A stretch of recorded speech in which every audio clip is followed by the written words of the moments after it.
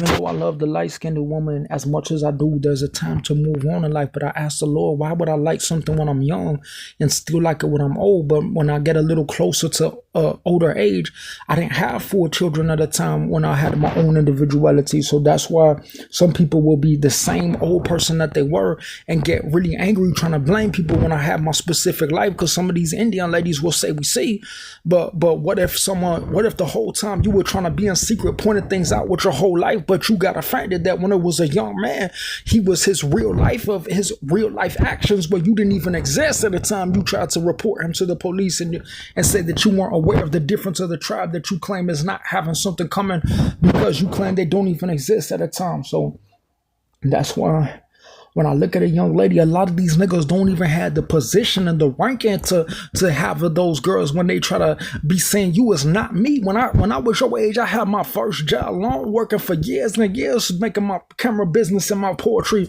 When you were trying to get a position in the church that you weren't even eligible for to see those light-skinned ladies, you see.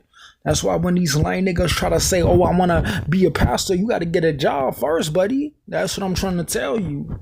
Some of these people will be like, man, these girls were so pretty, but when these people started trying to relate to my tribe in secret, these murderers might have been real crafty when I had my first job. That's not your business. But what if they were trying to say, oh, I wanted to kill these women? That's why you could have a pay $40,000 for being scammed, and the whole position of that job is try to attack beautiful things that don't relate to things that you claim you have domain over. That's why when I speak for myself, I'm not speaking to you. I'm not speaking for you to have any type of authority or power on my work and my freedoms in God. Because when it's an Indian woman, I'd be like, what if these girls was ratchety? What if these girls got moldy? What if they lost the divinity of God because one wrong move?